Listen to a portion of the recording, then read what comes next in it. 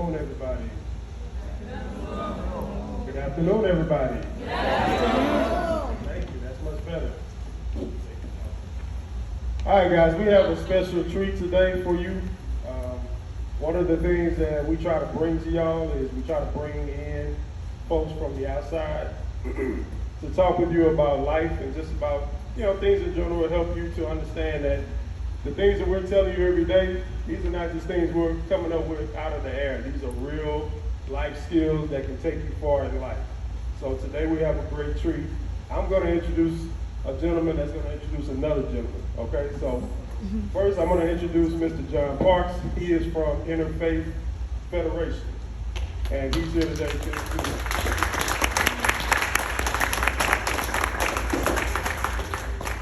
Good afternoon. That's better. I hope you get even better as we go on. Y'all did not come here to hear from me. You came here to hear from my friend Brandon Chastain, who is better known as B. McFly. He's going to tell you what that's all about. He's an amazing human being with an amazing story of how he's come through a lot of things. And he has a great story and some great insights to share with you all. So I want you all to welcome Mr. Brandon Chastain.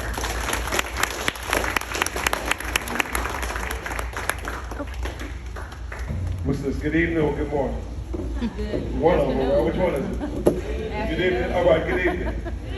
Let me see how this works. Can you guys hear me? Yes, All right. Y'all can hear me good? Yes, sir. All right. In the front, Brandon, I'm going to jump in for just a second. In the front, yes, if you dance around that back row, we'll hear you better. Oh, so I gotta travel. Somewhere around here. I gotta travel. Yeah, All right. I'm gonna dance a little bit, right? Don't laugh at me. I can hear him. My name is Brandon Chastain, aka B. McFly, right? And B. McFly is an acronym with it. B. McFly stands for being motivated comes from loving yourself. BMCFLY. Being motivated comes from loving yourself. Let me ask you a question. What does loving yourself mean? Anybody tell me? Can anybody tell me what does loving yourself mean? Yes. When you gonna try to put yourself down and say bad things about yourself? When you say one more time, I'm sorry, say one more time. When you don't try to put yourself down and say bad things about yourself? When you don't want to put yourself down and say bad stuff about yourself. Anybody else? Come on, let's go. I want to hear you. Having respect for yourself. Keep going. Having a who mindset? A growth mindset. Yes. Anybody else? Anybody else? All right. So, loving yourself doesn't start with the clothes that you wear, right? Loving yourself is not ladies getting your nails done, gentlemen getting your twisties and your dreads together, your shape-ups, ladies getting your hair done. That's not loving yourself. Loving yourself is within. What you put in your body. Not eating unhealthy food all day, right? What you put in your mind. Not listening to the rhetoric all day. Because they say, you ever heard the saying, action speaks louder than words, right? Yes, sir. Yeah. Well, I'm going to take it a step further and say character speaks louder than actions. See, your words may say one thing, right?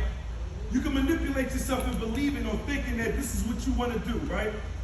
Then your actions may say something else. Like, you see, I'm here, y'all. Look at me. The cameras is on me. Everybody's watching me. But when nobody is watching you, when nobody is paying attention, what do your character say?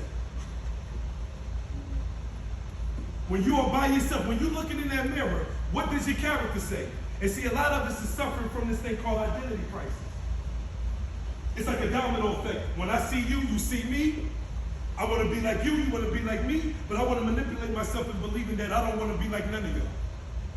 When every day we come around here and do the same stuff to each other. We talk about each other, we talk down on each other, we want to fight each other, we listen to the same music that causes to be this way, this psychological warfare that we're going through.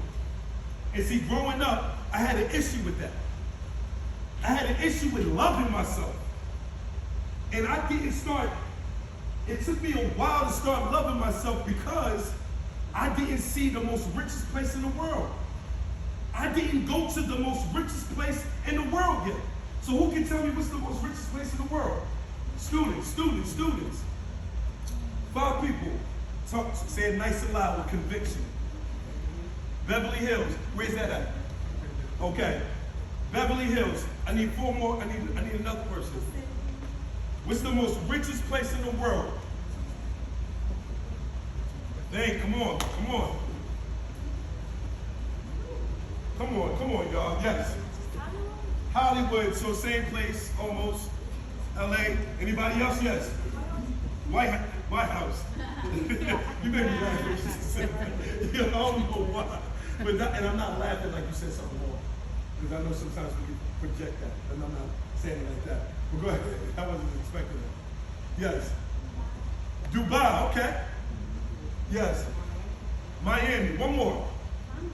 Huh? Who? China. You know, that's a good one.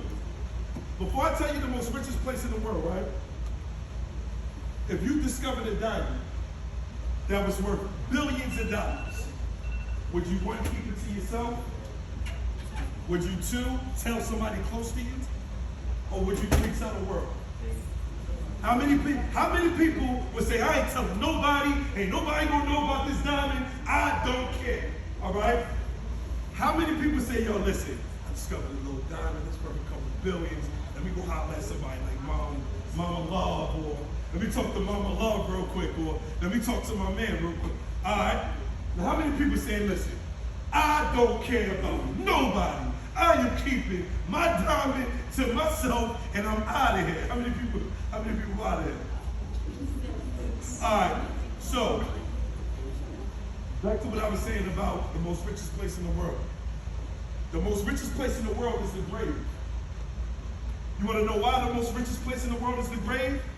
Because so many people have kept that diamond to themselves.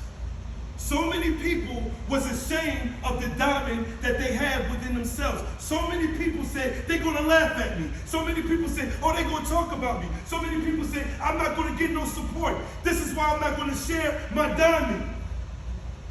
This is why I had to tap into my diamond. There you go. I had to tap into my diamond before I made it to the grave. Because I'm not going to the grave with this $1 billion idea. I'm not going to the grave with this $1 billion mindset, and I'm afraid to tell somebody.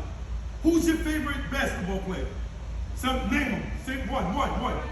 LeBron James. Do you think LeBron James said, I'm not going to share the world my diamond? If LeBron James said, I'm not going to show nobody I got a diamond, you wouldn't know nothing about him, correct? Your favorite R&B artist, your favorite actor, actress. Who? Rod Wave? Rod Wave said, I'm going to show the world that I have a diamond that I discovered, no matter what a person say, no matter what a person think about me, and I don't care what everybody else is doing. I am going to show the world that I'm a diamond. And if he didn't, you wouldn't know nothing about him. Do you get my drift or no? Do you understand or no? Yes, sir. I grew up in a neighborhood in Philadelphia. It's like 1.7 million people in Philadelphia. We don't have any gangs out there, but we just got a bunch of dangerous people. And how many people are here 14? I'm looking at my mother right now. No disrespect. My mother was 14 years old when she gave birth to me. My father was 16 years old. So automatically, the system said, oh, this guy that you guys just had, he's going to be a failure just like you. He's going to go to jail just like the rest of them. He's going to die from gun violence just like the rest of them. He's going to be a deadbeat father just like the rest of them. Statistically, this is not something that they made up in the sky and say, yeah, everybody from these black neighborhoods are going to be poor, they're not going to do nothing but life. Statistically, this is what we have been proving to them. We can't get mad at the statistics if we keep proving that the statistics are right. So when I was born, yes, I wasn't supposed to be nothing. My mother died from a drug overdose. My father died from COVID. And if he wasn't on drugs and his immune system was strong enough, he possibly could have lived. I grew up in an aggressive environment. But I managed to go to school because I was stuck with an identity crisis. I wanted to play both sides of the fence. I wanted to prove to the streets that I could be tough. I wanted to prove to the streets that I could die or go to jail. I wanted to prove to the streets I could fight, I could shoot. But I also wanted to prove to the other side that I could go to school and be successful as well. These things that we go through in the neighborhood because we don't want to feel like we not tough, or we don't want to feel like we can't fit in. Do anybody understand what I'm saying when I say that? Yes, sir. Absolutely. I went to Lincoln University. Lincoln University is the first black HBCU to give out degrees. Cheney University was the first black university, but Lincoln University was the first black university to actually give out degrees. I graduated May 2004. And when I came home, I got shot July 4th, 2004. As soon as I graduated, I got shot. And I always tell people, sometimes doctors are our worst enemy from the communities that we come from. Because the doctors never said, be careful with this drug.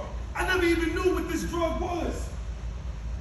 He told me to take Percocets every 6 hours or as needed. Now, how many of us heard of Percocets? Raise your hand. Where did you hear it from? TV. Yes. Your dad. Yes. A song? How many people heard it from a song? Raise your hand if you heard it from a song. You see what I mean? Do you see what I mean when I speak about psychological warfare? The beat is feeling good, the raps is nice, but they're not telling you you can die. It's more people that die from a drug overdose, opioids, fentanyl, Percocets, than it is a person that actually got shot in the neighborhood. In Philadelphia alone, over 1,000 people died from a drug overdose. And I say about 500, 600 people died from getting shot. So what do they tell you? 9 times out of 10, the people that are shooting are the ones that are addicted to what? Hello? Yes. And I'm thinking to myself, why y'all talk about don't take drugs? It might kill you. It sounds corny, right? Don't take drugs. It might kill you. They probably take, but they're doing the opposite. We getting lit. Shorty was on Molly. We was partying all day. We like, yo, psychologically, I want to do the same thing. Because it's a learned behavior and a taught behavior. When I looked at the people that was using drugs in front of me, guess what they was doing?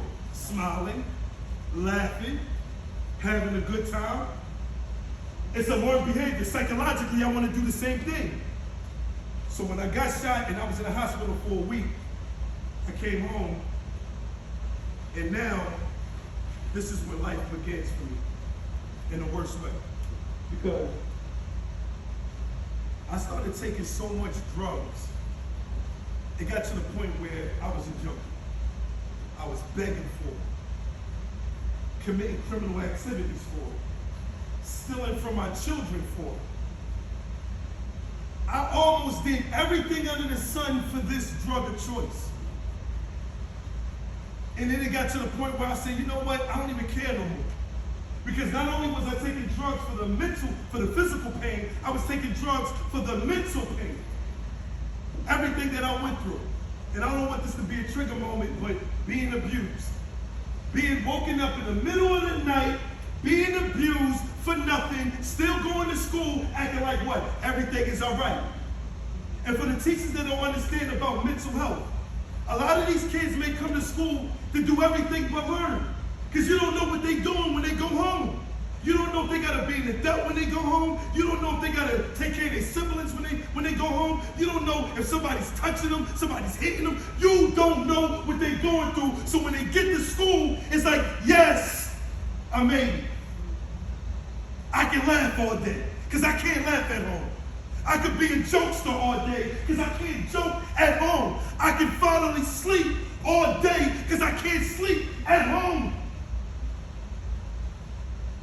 And it's normalized. Man, you look at a person every day. You can look at me every day when I was in school. You wouldn't have known that I was getting abused every day. It's no way you would have known about it. And there's a lot of kids that were suffering just like me.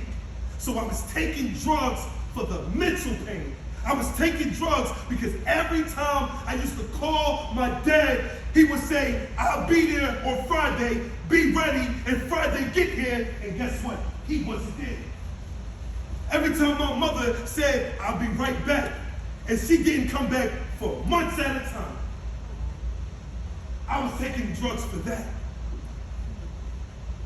And it's a shame because a lot of you kids hear these people glorify drugs as if it's a great thing to do, and it's not. So for 14 years of my life, I said, man, I don't think I'm gonna stop. So God, just take me out of here. I'm like, God, for real, like, God, why do you constantly wake me up every morning? Knowing darn well I'm no good to me, I'm no good to my kids, I'm no good to the community, I am no good. Why do you keep waking me up, God? And it was one time I took, I don't know how many pills I took. And pardon me, I don't know how many pills I took. And I asked God this last go around, I said, listen, make this my final destination. And I woke up the next day and shot the home. I'm up. Man, let me go ahead and get up. And see, this is the thing, right? It's so hard to get up. It's so hard to talk to somebody and let them know I'm going through something. Why? Why do we keep things to ourselves? Why do we walk around with this constipated mentality instead of telling somebody, I need help? Why? Because they judge you. Keep going. They might, man, y'all on the road, keep going, you right. Because somebody might tell your business. You gonna say something like that? Yes. People might joke about it, knowing that, you know what's so funny? Hurt people hurt people. So when you see people trying to joke on you, when you see people trying to talk about you, laugh about you, 7 times out of 10 they probably going through the same thing. So in order to take their mind off of what they're going through, the joke's on you. So when I went to rehab, I wanted to leave so bad. You know, one of the things that I used to be hurt about was how my father used to sell me pills. And I used to sit back and say, you never did nothing for me. You got the audacity to sell me pills. I probably gave you more money for pills than you ever gave me in my life. The mindset, the integrity, the selfishness for the dollar, that you can look at your own son and sell him pills and make him beg for it, knowing that you never did nothing for him. This is why I wanted God to take me away. One of the reasons. So when I'm in rehab, man, I'm like, you know what, man, my first 2 weeks, man, I was like, yo, I gotta leave. Let me get out of here. But when you leave, this place that I was at in upstate New York, there wasn't nowhere to go. You leave, you gotta walk through the woods like 30 minutes, 40 minutes. And it's a lot that was out there. You ever heard of coyotes? You ever heard of bobcats? The minute I heard those things and seen those things, I said, I'm looking at them. Nah. Let me keep my black self in there and figure it out. Because once you leave, they on you. They on your top. So my last 2 weeks, I said, all right, I got it figured out now. Because I'm going to tap into my diamond. I got it figured out. What is it that you're going to do when you get out of rehab? Be McFly? I'm going to be the top motivator in the world and the sober messenger. This means that I got to go from city to city, state to state, country to country, giving out motivation and inspiration to those who need it, along with being a sober messenger. Meaning, sober means I don't do nothing. I don't even smoke a hookah. I don't do anything. Because there's certain people that don't understand what being sober means. There's a lot of people that are ignorant to sobriety. Some people think, oh yeah, you've been on drugs, you can get off of it. No, you can't. Not like that. So once I graduated, I left. I was thinking like, all right, I want to do these things, but I want to do it on social media. But I got to do something that's going to gravitate to people. I got to create skits. Y'all heard of skits? Yes, sir. I created my first skit. My son laughed at me too, right? He's like, Dad, what you think you going to take off with this skit? I said, oh, you trying to play me? He's like, I ain't trying to play you, Dad, but like, you all extra and then, all right. 125,000 followers later on Instagram. 176,000 followers later on TikTok. 50,000 followers on Facebook. Being verified, not buying verifications, being verified because I earned it on all platforms. Magazines, being featured on all types of magazines, being featured on all types of news stations from CNN to Fox News to wherever, being followed by Steph Curry, Meek Mill, French Montana, all these celebrities based on my story, Damian Lillard, being reposted by so many celebrities. He finally got himself together and said, yo, Papa, I see you, how you doing? Because I tapped into that diamond. So when I started creating skits, people started gravitating to me. And now I can help people. I can talk to people. And after that, man, I said, you know what? I want to do one last thing. I want to write a book. I think the kids from 2nd grade to 8th grade, they might love it. I want to write an inspirational book. And I wrote a book called Be McFly. Oh, Anybody Can Be McFly. So if you're following your dreams, you're chasing your dreams, you be McFly. If you're staying away from drugs, you be McFly. If you believe in yourself, you be McFly. Because like I told you, Be McFly stands for being motivated, comes from loving yourself. So repeat after me. I am courageous. I am talented. I don't like that, man. Y'all not going to play me in here. You got to say it with some conviction, right? Right? Say it like you mean it, right? I am talented. I am courageous. I will be successful.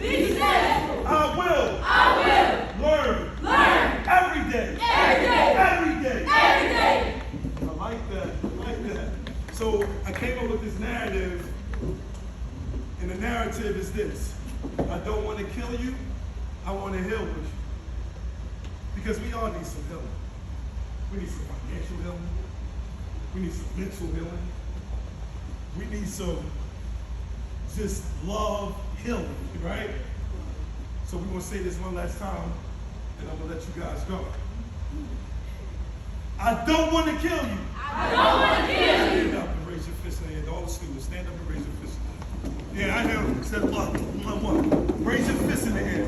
Because if I was a rapper talking about raising cups in the air, who would be doing it?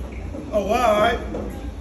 Raise your fist in the air and say it loud with conviction. I don't want to kill you. I want to heal with you.